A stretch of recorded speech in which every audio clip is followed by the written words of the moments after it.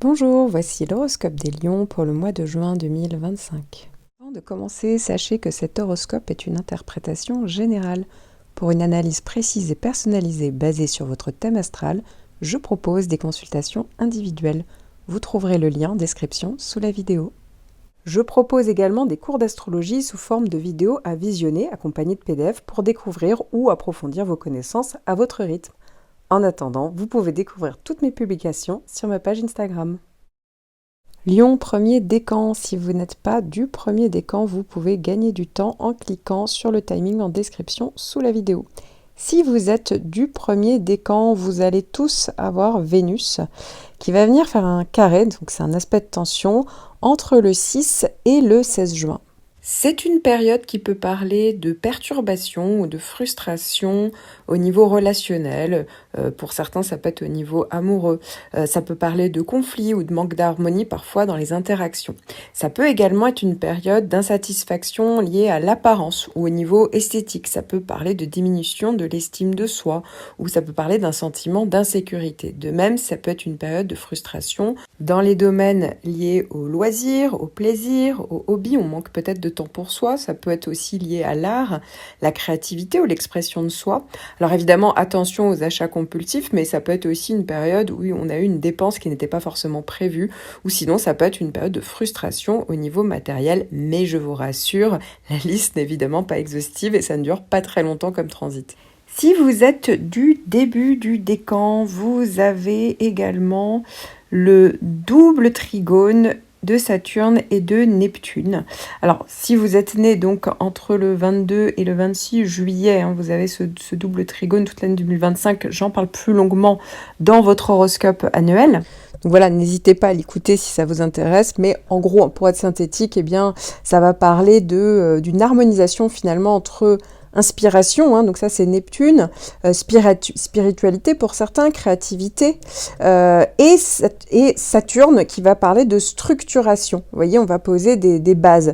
Donc ça peut être la possibilité par exemple de concrétiser une vision, un projet. Vous voyez, il y a quelque chose de très inspiré, de très créatif, mais il y a la possibilité aussi de matérialiser, vous voyez, ce projet, cette inspiration ou cette intuition. Donc c'est le bon moment finalement pour poser des bases durables sur un projet peut-être à tonalité pour certains spirituel ou créatif ou artistique ou en lien avec le côté social, humanitaire, médical. Voilà, ça peut être tout ce que représente Neptune et ça favorise finalement l'engagement à long terme dans une voie peut-être intérieure. Ça peut être aussi l'opportunité de stabiliser ce qui était peut-être flou ou donner du sens à ce qui était figé. Si vous êtes né autour du 26 juillet, 26-27 juillet, vous avez l'opposition de Pluton. Alors ici, évidemment, Pluton va parler pour le coup de remise en question profonde, mais souvent on doit faire face peut-être à une situation. Alors j'en parle beaucoup plus longuement là aussi dans votre horoscope annuel. Pourquoi ? Parce que Pluton c'est vraiment le gros transit en toile de fond. Ça va parler effectivement pour certains, on peut avoir affaire à des relations dominé-dominant, de la manipulation, des relations toxiques. Donc pour certains ça sera professionnel, d'autres ça sera sentimental, pour d'autres familial. Mais vous voyez, on peut avoir affaire à ça. Pour d'autres ça va être plus financier, en lien avec les institutions. Si on avait toujours eu le contrôle d'une situation, on contrôlait les gens, vous voyez, eh bien, on peut voilà, partir de son piédestal, quoi. Voilà, il y a un côté, on dégringole. Mais pour d'autres, ça peut être aussi la possibilité d'être beaucoup plus lucide, vraiment de remise en question très profonde, de transformation plus profonde. Même si, sur le coup, on doit peut-être faire face à certaines peurs. Peut-être qu'on doit prendre conscience de certains schémas répétitifs, vous voyez, qui vous apportent plus rien. Il y a une énorme possibilité grâce à Pluton qui continue d'avancer. Alors ça dure 2 ans quand même, c'est un peu long les transits de Pluton, mais avec cette capacité en fait de pouvoir justement prendre conscience de ce qui finalement ne fonctionne plus dans votre vie. Donc voilà, c'est souvent long et profond, mais ça vaut le coup. Et donc avec le carré de Vénus, eh bien peut-être que pendant cette période-là, entre le 6 et le 16, ça peut parler éventuellement de quelque chose de plus en lien avec le domaine affectif, sentimental, les goûts, l'esthétique, voilà, des domaines vénusiens. Et peut-être que ça va colorer en fait cette opposition de Pluton pendant cette période. Alors, la plupart d'entre vous le savez déjà, mais dans cet horoscope, vous n'avez les prévisions que pour un seul point de votre thème natal. Donc lorsque je fais en fait une consultation, donc notamment les horoscopes personnalisés, je synthétise et je hiérarchise tous les transits présents dans les différents placements de votre thème afin de déterminer en fait l'impact de chaque énergie. Donc ça veut dire que chaque transit, qu'il soit d'ailleurs favorable ou en tension, est évalué dans le contexte de l'ensemble de votre thème et donc incluant vos maisons, vos planètes personnelles comme la Lune, Vénus, Mercure, etc. Ce qui va donner en fait une vision vraiment globale et personnalisée pour aborder les énergies à venir. Donc si vous avez déjà des bases en astrologie, n'hésitez pas à explorer ces différents aspects pour mieux comprendre l'influence de vos transits. Et si vous vous sentez un peu perdu ou si vous souhaitez aller plus loin, je propose également des consultations et notamment donc des analyses prévisionnelles ou horoscopes personnalisés dont le lien est disponible en description sous la vidéo. Lion, deuxième décan, vous allez toujours avoir au mois de juin les effets de Jupiter. Jupiter faisait des bons aspects depuis donc, le second semestre 2024. Il y a eu les derniers passages de Jupiter et même si Jupiter a complètement changé de décan, eh bien en fait les effets sont toujours présents. Donc c'est à prendre en compte. Alors surtout si vous êtes de la deuxième partie du décan parce que les effets en général commencent à vraiment être concrets au bout de quelques semaines, donc après le premier passage. Donc voilà, au mois de juin, on est vraiment en plein dedans, donc faut en profiter. Ça peut parler d'opportunités, de possibilités, d'optimisme, d'expansion, de solutions. Alors évidemment, si vous avez des transits très compliqués sur d'autres points de votre thème, Jupiter ne peut pas les effacer, mais néanmoins, ça peut amener un à côté. Ça peut donner, une certaine dose d'optimisme pour quand même affronter une période. Vous voyez, ça sera toujours un plus d'avoir Jupiter en bon aspect. Alors, vous allez également avoir Mercure qui va venir faire un aspect de sextile entre le 1er et le 8 juin. La communication peut être favorisée, les échanges peuvent être plus fluides, plus efficaces. Ça peut être bon pour tout ce qui est en lien avec les activités commerciales, la clientèle, les démarches administratives, les apprentissages, les formations, les acquisitions de connaissances, les négociations, les écrits, tout ce qui est en lien évidemment avec l'entourage proche, les frères, les sœurs, les voisins peut être favorisé également. Ça peut être bon pour tout ce qui est en lien avec les transports, les déplacements. Ça favorise également la concentration, les prises de décision plus rationnelles et la capacité d'adaptation, la flexibilité.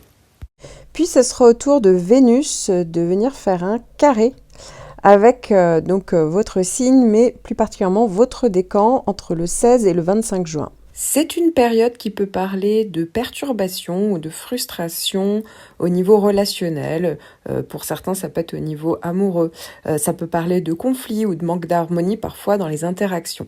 Ça peut également être une période d'insatisfaction liée à l'apparence ou au niveau esthétique. Ça peut parler de diminution de l'estime de soi ou ça peut parler d'un sentiment d'insécurité. De même, ça peut être une période de frustration dans les domaines liés au loisir, au plaisir, au hobby. On manque peut-être de temps pour soi. Ça peut être aussi lié à l'art, la créativité ou l'expression de soi. Alors évidemment, attention aux achats compulsifs, mais ça peut être aussi une période où on a eu une dépense qui n'était pas forcément prévue, ou sinon ça peut être une période de frustration au niveau matériel, mais je vous rassure, la liste n'est évidemment pas exhaustive et ça ne dure pas très longtemps comme transit. Alors, la plupart d'entre vous le savez déjà, mais dans cet horoscope, vous n'avez les prévisions que pour un seul point de votre thème natal.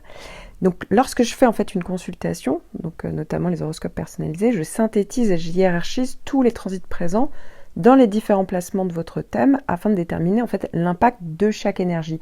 Donc ça veut dire que chaque transit, qu'il soit d'ailleurs favorable ou en tension, est évalué dans le contexte de l'ensemble de votre thème et donc incluant vos maisons, vos planètes personnelles comme la Lune, Vénus, Mercure, etc. Ce qui va donner en fait une vision vraiment globale et personnalisée pour aborder les énergies à venir. Donc si vous avez déjà des bases en astrologie, n'hésitez pas à explorer ces différents aspects pour mieux comprendre l'influence de vos transits. Et si vous vous sentez un peu perdu ou si vous souhaitez aller plus loin, je propose également des consultations et notamment donc des analyses prévisionnelles ou horoscopes personnalisés dont le lien est disponible en description sous la vidéo. Lion, troisième décan. Vous allez tous démarrer le mois avec Mars qui va venir faire une conjonction entre le 29 mai et le 17 juin. Mars, c'est-à-dire va traverser le signe du Lion, mais va particulièrement traverser votre décan à ces dates-là.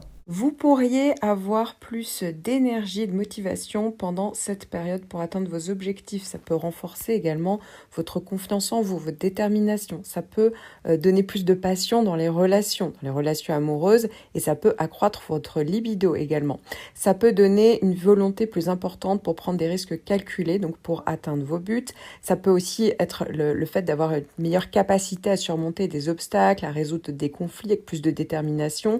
Ça peut être une meilleure concentration, une capacité à vous concentrer sur des tâches importantes. Ça peut être évidemment bénéfique pour tout ce qui est en lien avec les activités sportives, puisque ça peut accroître la force physique, l'endurance. Ça peut être aussi la possibilité de prendre le lead, d'être plus affirmé, de prendre des initiatives dans différents domaines de votre vie. C'est vrai que l'esprit va être plus combatif. Ça va parler de détermination à défendre vos convictions également, et la capacité à prendre des décisions rapides et d'agir de manière plus déterminée, plus décisive. Une conjonction, effectivement, peut quand même aussi parler de Mars, d'impulsivité, mais là, j'ai insisté sur le côté positif et dynamique parce que Jupiter fait un sextile et continue de traverser votre décan jusqu'au 10 juin. Donc, jusqu'au 10 juin, Jupiter aura traversé votre décan en sextile, c'est pas que Jupiter est en Lion, non, il est dans un autre signe ami. Et donc, ça veut dire ici que forcément, c'est tout à fait favorable. Et la particularité, c'est que même si Jupiter, en fait, va changer de signe au 10 juin, justement, il faut savoir que Jupiter, en réalité, continue d'amener ses bons effets au-delà de cette date.